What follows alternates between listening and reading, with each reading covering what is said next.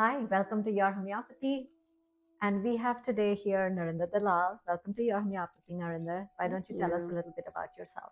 Yeah, hi guys. I'm Narinda Dalal. I have two kids. One is 15, the other one is 11. Okay. I've been in financial services for quite some time. I work in investment management. I Okay. live right outside of Philadelphia, in South Jersey. Okay. And I grew up in India till I was 13, lived in Queens, and now in New Jersey. Okay. Well, Yeah. welcome to Your Homeopathy. We are very happy to have you. You have a very busy schedule and you have two kids and a dog and you're juggling a lot of things. So thank you so much for taking out time for us. Talk to me about what brought you to homeopathy.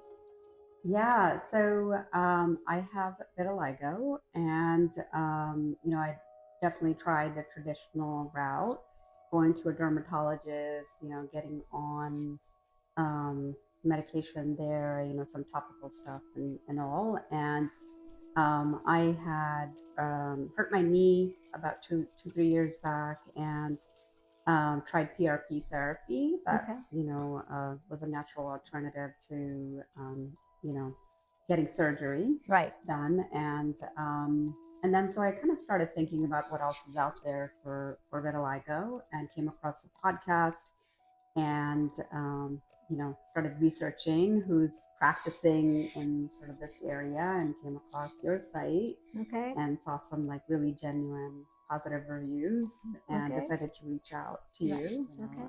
Yeah. What was some of the medication that you were on allopathically when you were trying to address the vitiligo? I think there were some steroid creams. There were creams where, to prevent the spots and new spots. And it was stressful to begin because you have to monitor what was there and what wasn't and how much it's growing. And then there was also prednisone, which can be like really, really awful for your Right, body. right. For me, it gave me a lot of anxiety, Okay, and some weight gain, and I just didn't feel good when I was on it.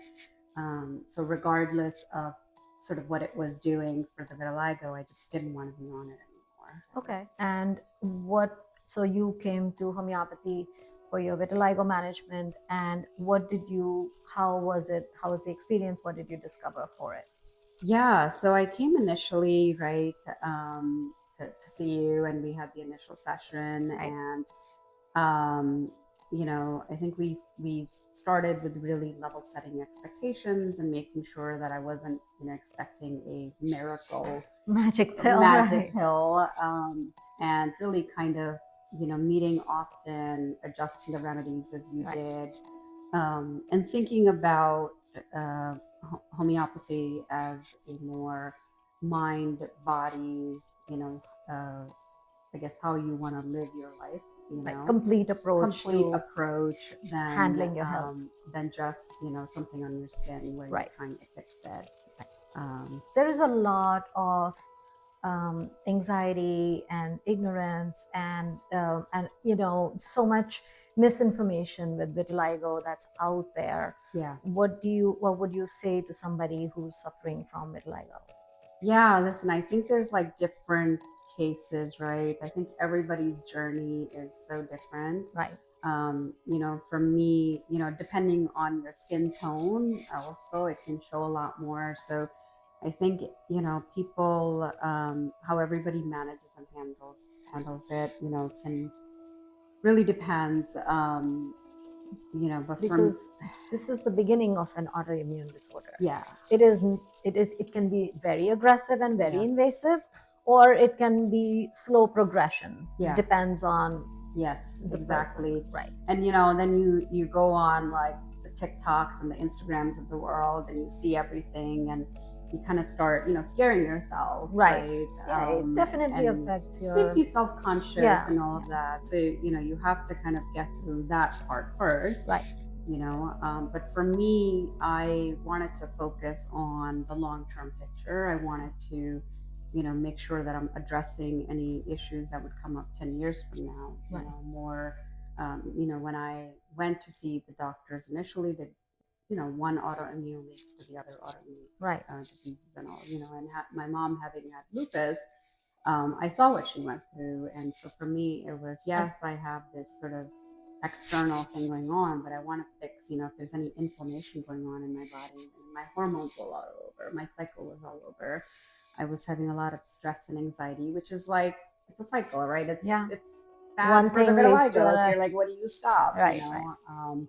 So, I think that's where we started, right? With Yes. me talking to you about, everything that's going on, whether it was in your role or, maybe my kid's on a travel team and that's adding stress, and I'm doing the 1 hour commute each way. Yes. And, talking. You have a lot everything. of balls up in the air. Yeah. There's a lot to juggle on an everyday basis. You have a super demanding job. Yeah. So, and you're on top of your career. So, Yeah. you definitely are a full-time mom, full-time work.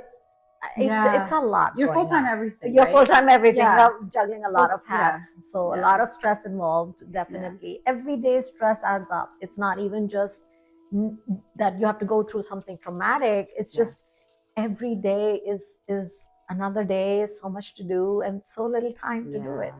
So, but you're looking amazing doing it. Oh, You're thank doing you. an amazing job. I know that. I met your kids. They are super sweet. What is it that you feel you gained from homeopathy or your journey here? Yeah, for me, it really, I think, opened me up to a sort of even, I had that mindset, but even more like a longer term perspective, right? Fixing your hormones and cycle can have an impact on your anxiety and like stress and how you're managing everything, right? It's all related. So for me, it really helped me kind of fix different aspects of my life. When I came to you, I had also just changed my roles, and that was really stressful. So I think it helped me kind of balance everything out. Okay, so yeah, I know you like your Be Calm. Yes, yeah, I love the Be Calm. It's really helped me kind of keep things, in under perspective control, and in perspective, and I do feel generally, I mean, even with the vitiligo aside, I think I feel more. Oh, one of the things we did was getting off of coffee, right? I was so dependent on coffee. Yes. I would get up in the morning, have that cup, and we worked on sort of using your natural energy sources, right? Yes. And that just made me feel better, Good. because I don't have this crash at like 11 a.m. Right. and I'm not trying to like down a cup of coffee before I go into a meeting, because I have this consistent energy. I'm not sort of not able to kind of be present with my kids because I'm like sitting on the couch because I'm so tired. Right after work, Yeah. full time, and Yeah, you're yeah. commuting every day. You're going to work every Exactly. day. You're Yeah. coming home every day, and being a full time mom. Yeah. So yeah, I'm so happy that the energy levels have kind of evened out for you. Yeah, energy levels. My, I feel better anxiety wise. I feel my hormones are more balanced. I mean, the cycle's back to normal. Which I think happens in this like everybody talks about like midlife, anxiety and this and that. I remember my friends used to say, "Oh, wait until you're over 40, right?" Right. And then it's like a switch because you turn 40 and you're like, All I of a have sudden. this and I have this and my knees hurt, and so no, it's been really great to kind of have all of this and coming to you. Good. Yeah. So I'm glad you're feeling well, and it's been a journey, but for sure, like every journey, it's taken you somewhere. Yeah. And your perspective on health has been more overall health as well as your future health, 5 years from now, 10 years from now. Yeah. Especially since you've seen your mother suffer from lupus, and your mother was taking conventional she medicine. She was on steroids for a very, very long time. It really did a number on her. She ended up then also having like lupus nephritis. She was on some chemo sometime. I've seen her go through that. Right. And so we look at our parents. I think a lot of us are like, whether it's strength training or working out or just being mindful, like not letting the day-to-day stress get to us, right? You want to maybe try to do it better. Maybe our parents didn't know better, they were also immigrants coming here just trying to survive and provide for their kids, right? So you want to take a different road. you want to bypass that Yeah. blueprint Yeah. and you want to get your own natural health Yeah. back Yeah. with homeopathy, with Yeah. supplements, with the right nutrition, the right Yeah. working out. So Yeah, I think that's what it is. It's like trying to change your blueprint, right. right? Just because your parents had this, and And I mean, listen, there's some like genetic condition, like, you know, that's different, but like things that you can control, that right? you would be Yeah. mindful of Yeah. to avoid that blueprint Yeah. if possible. Yeah, and I'm a big believer in, like, you know, for me it was like, okay, I have this, I need to see what else is out there. I don't like to sit on things. Like, You something want to is be happening, I'm going to do something about it. right. I'm going You to want to take explore something. control. Yeah. You Yeah. want your health in your own Yes. hands. You really don't want to give it away Yeah. as far as possible. Yeah, so I decided to explore, and you know, it worked out. That's awesome. You were mentioning something about your husband's business. You said he's starting something new. Yeah. So, you know, he left the corporate world. He didn't Okay. love it as Much as I do. Okay. I have to say I like doing what I'm doing, and everything I get from you helps me balance it out, so it's even better. But yeah, he left his corporate job and decided to focus on a business that's, you know, small group personal training.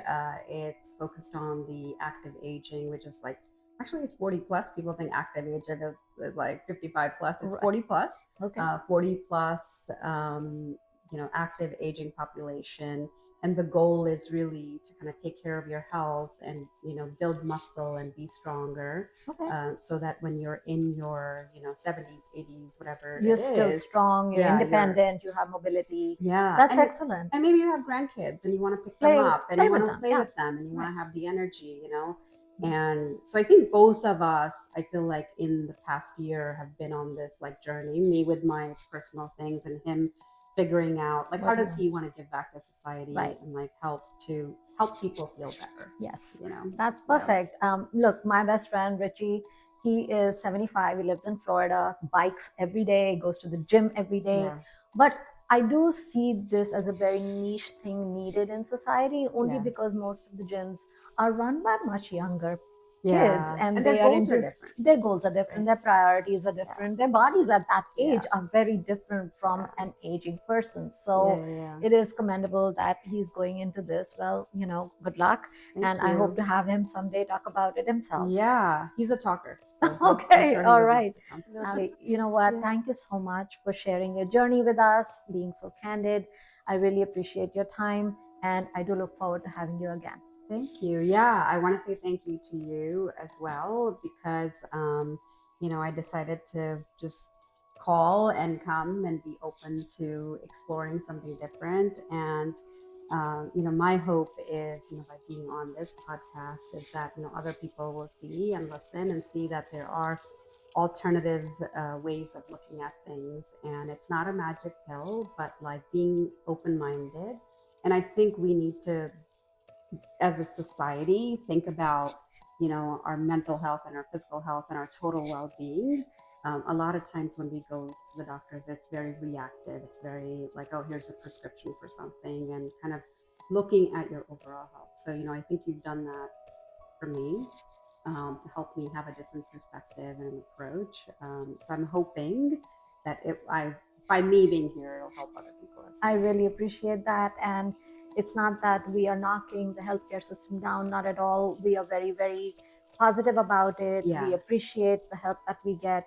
But yes, there are alternative ways of managing your natural health, which will give you far long-lasting benefits and will cater to your overall being, not just one thing at one point.